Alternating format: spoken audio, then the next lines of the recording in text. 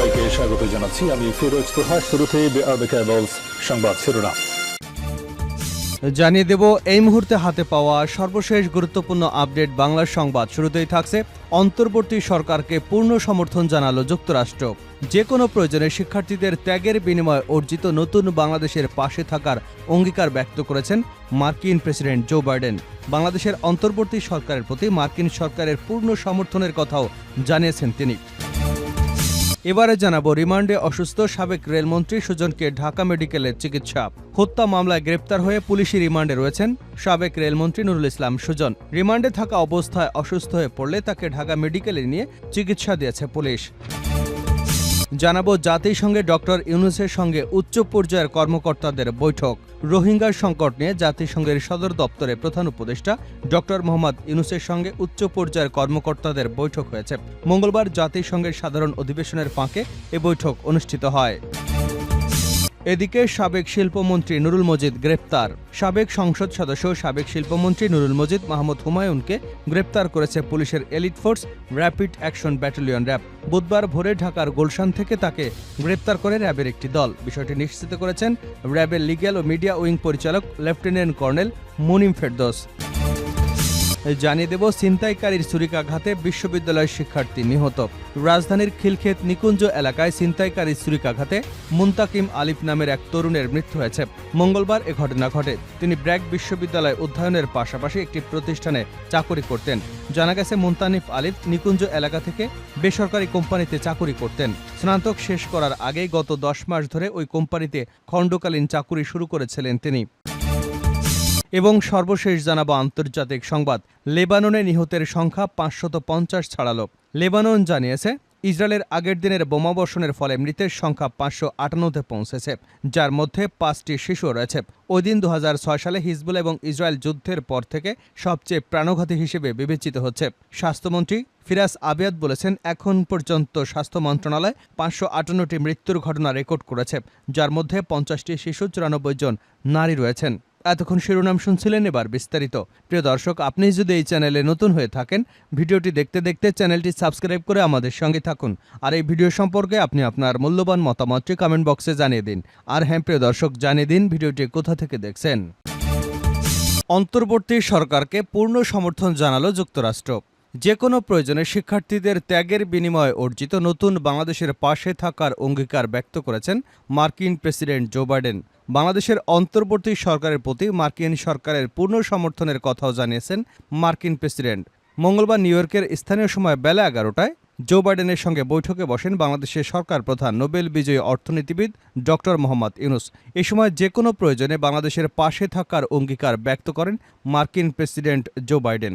শিক্ষার্থীরা যদি দেশের জন্য এত ত্যাগ স্বীকার করতে পারে তাহলে তাদের যুক্তরাষ্ট্রের সরকারও পূর্ণ সহযোগিতা করবে। বৈঠকে অধ্যাপক ইউনূস বিগত সরকারের আমলে সব ধরনের নিপীড়নের বিরুদ্ধে শিক্ষার্থীদের সাহসী ভূমিকা, বাংলাদেশ পুনর্গঠনে তাদের গুরুত্বপূর্ণ অবদানের কথা জো বাইডেনকে জানিয়েছেন। অধ্যাপক ডক্টর মোহাম্মদ ইউনূস জোর দিয়ে বলেন, দেশ পুনর্গঠনে তার সরকারকে অবশ্যই সফল হতে হবে। বৈঠকে প্রধান উপদেষ্টা জুলাই বিপ্লব পরবর্তী বাংলাদেশি শিক্ষার্থীদের আঁকা দেওয়ালচিত্র, ছবি সংবলিত দ্য আর্ট অব ট্রায়াম্ফ শীর্ষক আর্টবুক মার্কিন প্রেসিডেন্ট জো বাইডেনকে উপহার দিয়েছেন। জাতিসংঘের সাধারণ পরিষদের 79তম অধিবেশনের এক ফাঁকে নির্ধারিত সভাকক্ষে তারা বৈঠকে বসেন। এ সময় ডক্টর মোহাম্মদ ইউনূসকে উষ্ণ অভ্যর্থনা জানান মার্কিন প্রেসিডেন্ট জো বাইডেন। এর আগে নিউ ইয়র্কের স্থানীয় সময় সকাল 8টায় জাতিসংঘের সাধারণ পরিষদের 79তম অধিবেশনে যোগদানকারী বিশ্ব নেতাদের স্বাগত জানাতে সংস্থাটির মহাসচিব আয়োজিত সংবর্ধনা অনুষ্ঠানে যোগ দেন ডক্টর ইউনূস। জাতিসংঘের সদর দপ্তরের উত্তর প্রতিনিধি লাউঞ্জে এই সংবর্ধনা অনুষ্ঠানের আয়োজন করা হয়। রিমান্ডে অসুস্থ সাবেক রেলমন্ত্রী সুজনকে ঢামেকে চিকিৎসা। হত্যা মামলায় গ্রেপ্তার হয়ে পুলিশি রিমান্ডে রয়েছেন সাবেক রেলমন্ত্রী নুরুল ইসলাম সুজন। অবস্থায় অসুস্থ হয়ে পড়লে তাকে ঢাকা মেডিকেলে নিয়ে চিকিৎসা দিয়েছে পুলিশ। মঙ্গলবার বিকেলে সাবেক এই মন্ত্রী অসুস্থ বোধ করলে তাকে ঢাকা মেডিকেল কলেজ হাসপাতালে নিয়ে আসা হয়। তবে চিকিৎসা শেষে ঘণ্টাখানেক পর তাকে আবার যাত্রাবাড়ি থানায় নিয়ে যায় পুলিশ। ঢামেক সূত্রে জানা গেছে, শ্বাসকষ্ট হওয়ায় সুজনকে হাসপাতালে আনা হয়েছিল। ঢামেক হাসপাতালের জরুরি বিভাগে ওয়ান স্টপ ইমার্জেন্সি সেন্টারে তাকে চিকিৎসা দেওয়া হয়। অবস্থা গুরুতর না হওয়ায় তাকে আবার থানায় নিয়ে যাওয়া হয়। হাসপাতালের জরুরি বিভাগের কর্তব্যরত চিকিৎসক কিশোর কুমার সাহা বলেন, সাবেক রেলমন্ত্রী নুরুল ইসলাম সুজনকে হাসপাতালের জরুরি বিভাগে আনা হয়েছিল। তিনি বুকে ব্যথা অনুভব করলে ঢাকা মেডিকেলে নিয়ে আসা হয়। চিকিৎসা শেষে তাকে আবার নিয়ে গেছে পুলিশ। জাতিসংঘে ডক্টর ইউনূসের সঙ্গে উচ্চ পর্যায়ের কর্মকর্তাদের বৈঠক। রোহিঙ্গা সংকট নিয়ে জাতিসংঘের সদর দপ্তরে প্রধান উপদেষ্টা ডক্টর মোহাম্মদ ইউনূসের সঙ্গে উচ্চ পর্যায়ে কর্মকর্তাদের বৈঠক হয়েছে।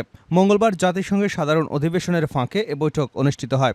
এতে মিয়ানমারের বিষয়ে জাতিসংঘের মহাসচিবের বিশেষ দূত জুলি বিশপ, জাতিসংঘের শরণার্থী বিষয়ক হাই কমিশনার ফিলিপ্পো গ্রন্ডি ও পররাষ্ট্র উপদেষ্টা তৌহিদ হোসেন সংশ্লিষ্ট শিশু কর্মকর্তারা উপস্থিত ছিলেন। এদিকে জাতিসংঘের সদর দপ্তরে আন্তর্জাতিক মুদ্রা তহবিলের ব্যবস্থাপনা পরিচালক ক্রিস্টিলিনা জর্জিয়েভা এবং ইতালির প্রধানমন্ত্রী জর্জিয়া মেলোনির সঙ্গে বৈঠক করেছেন প্রধান উপদেষ্টা ডক্টর মোহাম্মদ ইউনূস। মঙ্গলবার জাতিসংঘের সাধারণ অধিবেশনের ফাঁকে বৈঠক অনুষ্ঠিত হয়। ডক্টর মোহাম্মদ ইউনূস এবং তার নেতৃত্বাধীন সরকারের প্রতি মার্কিন সরকারের পূর্ণ সমর্থনের কথাও জানিয়েছেন যুক্তরাষ্ট্রের প্রেসিডেন্ট। মার্কিন পররাষ্ট্রমন্ত্রী অ্যান্টনি ব্লিংকেনের সঙ্গেও বৈঠক হবার সম্ভাবনা রয়েছে ইউনূসের। এর পাশাপাশি মোহাম্মদ ইউনূসের সঙ্গে দ্বিপাক্ষীয় বৈঠক হবে পাকিস্তানের প্রধানমন্ত্রী শাহবাজ শরীফ সহ নেদারল্যান্ডস, নেপালের প্রেসিডেন্ট এবং প্রধানমন্ত্রীর সঙ্গে। জাতিসংঘে বাংলাদেশের মিশন এবং জাতিসংঘ সচিবালয় সূত্রে সব তথ্য জানা গেছে। আগামী 25শে সেপ্টেম্বর সন্ধ্যায় স্বাগতিক দেশ হিসেবে যুক্তরাষ্ট্রের প্রেসিডেন্ট জো বাইডেনের প্রদত্ত ডিনার পার্টিতে অন্য সদস্য রাষ্ট্রের প্রতিনিধি দলের নেতাদের সঙ্গে ডক্টর ইউনূসও অংশগ্রহণ করবেন। জাতিসংঘের সদর দপ্তরের কাছে মেট্রোপলিটন মিউজিয়াম অব আর্টস বিশাল মিলনায়তনে এটি অনুষ্ঠিত হবে। প্রেসিডেন্ট বাইডেন এবং first lady Jill Biden dinner পার্টিতে সবাইকে স্বাগত জানাবেন। এ সময় অতিথিদের সঙ্গে ফটো সেশনেও মিলিত হবেন ফার্স্ট লেডি ও প্রেসিডেন্ট। প্রসঙ্গত 27শে সেপ্টেম্বর সকালে ডক্টর ইউনূস সাধারণ অধিবেশনে বক্তব্য উপস্থাপন করবেন বলে জাতিসংঘ সচিবালয় সূত্রে জানা গেছে। এদিন রাতের ফ্লাইটে ডক্টর ইউনূস ঢাকার উদ্দেশ্যে যুক্তরাষ্ট্র ত্যাগ করবার কথা রয়েছে। সাবেক শিল্পমন্ত্রী নুরুল মজিদ গ্রেপ্তার। সাবেক সংসদ সদস্য ও সাবেক শিল্পমন্ত্রী নুরুল মজিদ মাহমুদ হুমায়ুনকে গ্রেপ্তার করেছে পুলিশের elite force rapid action battalion RAB. বুধবার ভোরে ঢাকার গুলশান থেকে তাকে গ্রেপ্তার করে র্যাবের একটি দল। বিষয়টি নিশ্চিত করেছেন র্যাবের লিগ্যাল অ্যান্ড মিডিয়া উইং পরিচালক লেফটেন্যান্ট কর্নেল মুনিম ফেরদৌস। তিনি গণমাধ্যমকে বলেন, গত 4 আগস্ট নরসিংদীর মাধবদী এলাকায় বৈষম্যবিরোধী ছাত্র আন্দোলন চলাকালীন ছাত্র জনতার উপর হামলা, আক্রমণ এবং হত্যাকাণ্ডের অভিযোগে দায়ের করা মামলায় গ্রেপ্তার করা হয়। তার বিরুদ্ধে আইনানুগ ব্যবস্থা নেওয়া হয়েছে।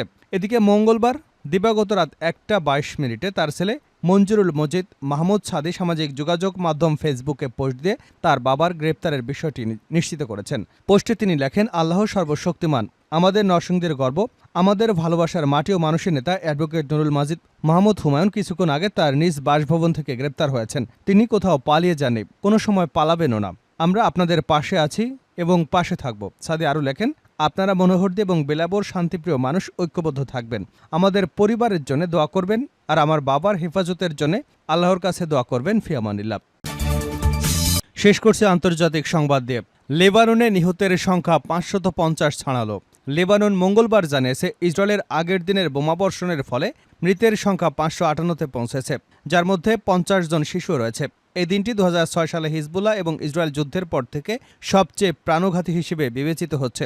স্বাস্থ্যমন্ত্রী ফিরাস আবিয়াদ বলেছেন, এখন পর্যন্ত স্বাস্থ্য মন্ত্রণালয় 558টি মৃত্যুর ঘটনা রেকর্ড করেছে, যার মধ্যে 50টি শিশু, 94 জন নারী রয়েছেন। তিনি আরও বলেন, এটি ইসরায়েলি শত্রুর মিথ্যাচারকে পুরোপুরি খণ্ডন করে, যারা বলেছে তারা কেবল যুদ্ধবাজ লক্ষ্যবস্তু করেছে। দুঃখজনকভাবে হলেও সত্য, গতকালের আক্রমণে নিহতের মধ্যে প্রায় সবাই নিরস্ত্র ছিল, যারা নিজেদের বাড়িতে অবস্থান করছিল। এছাড়া স্বাস্থ্যমন্ত্রী জানান, এ হামলায় মোট 1835 জন আহত হয়েছেন এবং তারা 54টি হাসপাতালে চিকিৎসা নিচ্ছেন। নিহতদের মধ্যে 4 জন ছিলেন রিসালা স্কাউট অ্যাসোসিয়েশনের উদ্ধারকর্মী, যা হিজবুল্লাহ সহযোগী আমলের সঙ্গে সম্পৃক্ত। দক্ষিণ লেবাননে বেশ কয়েকটি সশস্ত্র গোষ্ঠী স্বাস্থ্যকেন্দ্র বা জরুরি পরিষেবা পরিচালনা করে। আবিয়াত আরও বলেন, 16 জন জরুরি কর্মী, ফায়ার ফাইটার আহত হয়েছেন এবং ইসরায়েলি সীমান্তের কাছে বিনোদ জেবাইল হাসপাতালটি মঙ্গলবার আঘাতপ্রাপ্ত হয়েছে। এছাড়া লেবানিজ স্বাস্থ্যমন্ত্রী জানান, শুক্রবার দক্ষিণ বৈরুতে যে ইসরায়েলি হামলার হিজবুল্লাহর অভিজাত রাদওয়ান বাহিনীর প্রধান ইব্রাহিম আকিল নিহত হয়েছেন, সেই হামলা নিহতের সংখ্যা বেড়ে 55 জনে দাঁড়িয়েছে, যার মধ্যে 7টি শিশু রয়েছে। কর্তৃপক্ষ এর আগে বৈরুত দক্ষিণ শহরতলিতে ওই ধর্মঘটে 45 জন নিহত হবার কথা জানিয়েছিল।